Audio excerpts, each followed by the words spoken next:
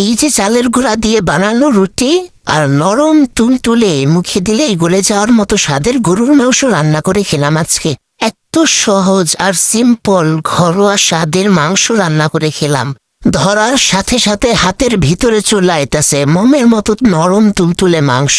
আসসালামু আলাইকুম, কেমন আছেন সবাই?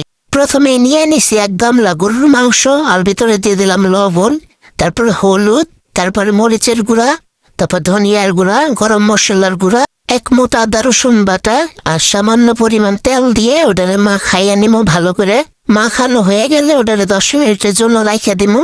চুলার মধ্যে দিয়ে দিলাম একটা ড্যাগের মধ্যে দিয়ে দিলাম কিছু পেঁয়াজ কাটা, দিয়ে নাড়াচাড়া করলাম। একটা মরিচ পড়ে গেছে লবণের বলে। তারপরে দিয়ে দিলাম তেজপাতা, দিয়ে একটু নাড়াচাড়া করে দিয়ে দিলাম মাংসটা। এটা একটু নাড়াচাড়া করে রেখে দিম কষানোর জন্য। কষানো হয়ে গেলে আবার নাড়াচাড়া করবো কিছুক্ষণ।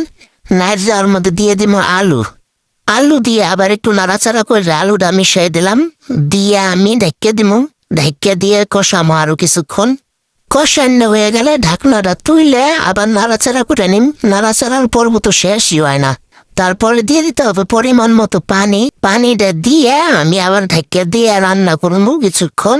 রান্নাটা হইতে থাক, সেই ফাঁকে আমি আবার জিরা ভেজে নিয়েছিলাম, এটা এখন গুঁড়া করে নিমো। রান্না প্রায় হয়ে আইছে, এখন দিয়ে দিলাম কাঁচামরিচ আর জিরার গুঁড়াটা দিয়ে একটু নাড়াচাড়া করে আবার কিছুক্ষণ জাল দিলাম। জাল দিয়ে এই যে এরকম ঘন হয়ে আইলে এখন আমার গোস্তটা হয়ে গেছে রেডি।